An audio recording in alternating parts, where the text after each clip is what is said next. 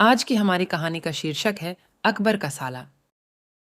बीरबल की बुद्धि और समस्या को भांप लेने की कला के कारण बादशाह उन्हें खूब पसंद करते थे।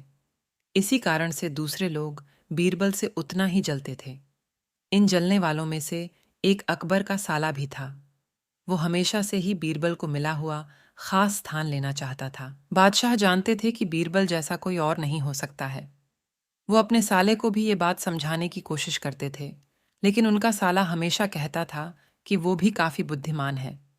इन सब बातों के कारण एक बार बादशाह के मन में हुआ कि अब ये ऐसे नहीं मानेगा, इसे कुछ कार्य देकर ही समझाना पड़ेगा।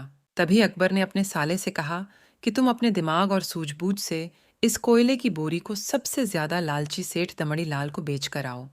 अगर तुमने ऐसा कर दिया तो मैं तुम्हें तुरंत बीरबल की जगह दे दूंगा। ये बात सुनकर अकबर का साला हैरान हुआ, लेकिन उसे बीरबल की जगह चाहिए थी।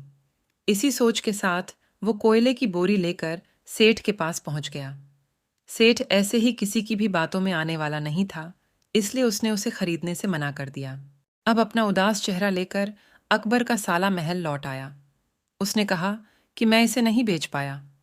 इतना सुनते ही बादशाह ने बीरबल को अपने पास बुलाया। उन्होंने अपने साले के सामने ही बीरबल से कहा कि तुम्हें सेठ दमड़ी लाल को यह कोयले की बोरी बेचनी है। बादशाह का आदेश मिलने पर बीरबल ने कहा कि आप एक बोरी बेचने के लिए कह रहे हैं। मैं उस सेठ को एक कोयले का टुकड़ा ही 10,000 में बेच सकता हूं। ये बात सुनकर अकबर का साला दंग रह गया। अकबर ने कहा कि ठीक है, तुम एक ही कोयले का टुकड़ा बेच आओ। बादशाह का आदेश मिलते ही एक कोयले का टुकड़ा उठाकर बीरबल वहां से चले गए। उन्होंने सबसे पहले एक मलमल के कपड़े का कुर्ता अपने लिए सिलवाया। फिर उसे पहनकर अपने गले में हीरे मोती की मालाएं डाल लीं और महंगे दिखने वाले जूते भी पहन लिए। इतना सब करने के बाद बीरबल ने उस कोयले के टुकड़े को सुरमा यानी काजल की तरह बारीक पीस कर एक कांच की डिब्बी में डलवा लिया। इसी भेष में वो महल के मेहमान घर में आ गए। फिर बीरबल ने एक इश्तिहार दिया कि बगदाद के एक जाने माने शेख पहुंचे हैं जो जादुई सुरमा बेचते हैं। सुरमे की खासियत में बीरबल ने लिखवाया कि इसे लगाने वाला अपने पूर्वजों को देख सकता है। यदि पूर्वजों ने कोई धन छुपा कर रखा है तो वो उसका पता भी बता देंगे। इस इश्तिहार के सामने आते ही पूरे नगर में बीरबल के शेख रूप और चमत्कारी सुरमे की ही बात होने लगी। सेठ दमड़ी लाल तक भी यह बात पहुंच गई। उसके मन में हुआ, जरूर मेरे पूर्वज ने धन गाड़ रखा होगा। मुझे तुरंत शेख से संपर्क करना चाहिए।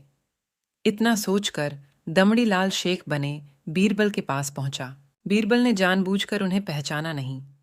सेठ ने शेख से कहा कि मुझे सुरमे की डिब्बी चाहिए।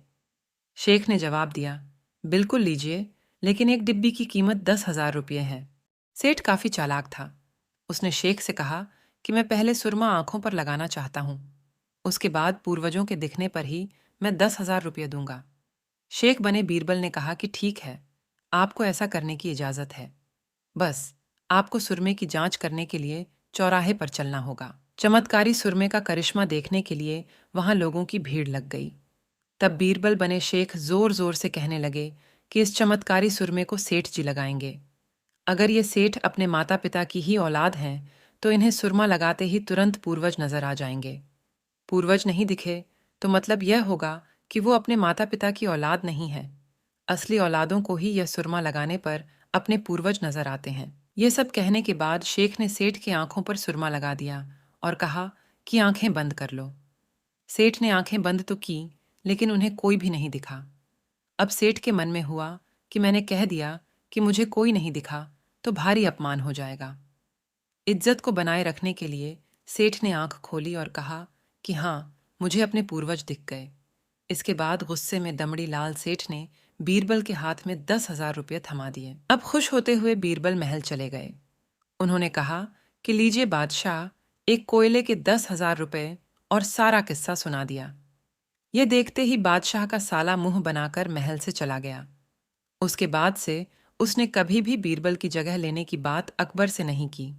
कहानी से सीख, किसी से ईर्ष्या नहीं करनी चाहिए और अपनी काबिलियत को साबित करने के लिए बुद्धि का उपयोग करना जरूरी है।